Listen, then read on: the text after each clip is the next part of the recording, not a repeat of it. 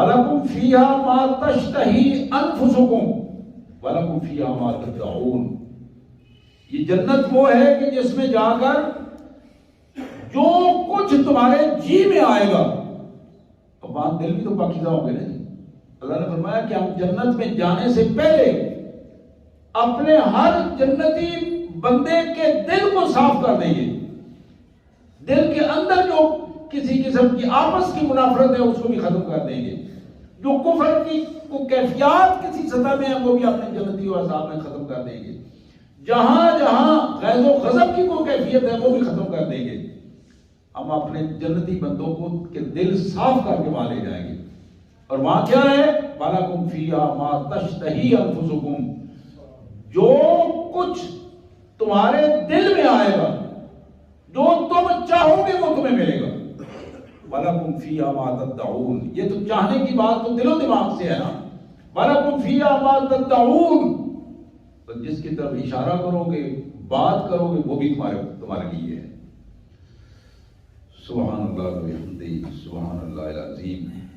پھر مالک نے فرمایا، لوگوں، جس شخص نے اپنا رابطہ اس قرآن سے جوڑ لیا، قرآن سے جوڑ لیا،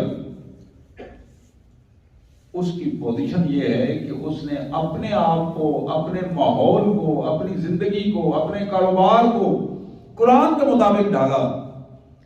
تو ہم قیامت کے دن اسے بتائیں گے کہ جاؤ، تم نے قرآن مجید کو اپنا رہنما بنایا تھا، آج یہ جنت تمہارے لیے ہے، اور اس جنت میں چلتے جاؤ، قرآن پڑھتے چلے جاؤ.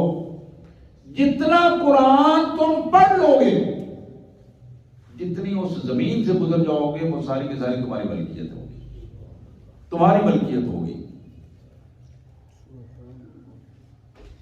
ان کیفیات کو بعض ہم سنتے ہیں تو یہ محسوس ہوتا ہے کہانیاں ہیں، ادھر سے سنی، ادھر سے نکل گئی، پھر وہ چیزیں ختم ہو گئی. میرے پیارے بھائیوں، میری بہنوں، رسول اللہ صلی اللہ علیہ وسلم کی زبان سے جو باتیں نکلی ہیں وہ حق ہیں. صحابہ کرام کا یہ رویہ نہیں تھا کہ ایک بات سن کے دوسرے نکال دے دوسرے کاموں سے. یہ رویہ نہیں تھا کہ وہ باتیں بھول جاتے تھے. اب یقین کریں کہ بعض اوقات صحابہ کرام کی کیفیات محسوس کر کے بندہ حیران ہو جاتا ہے. یعنی کئی دفعہ یہ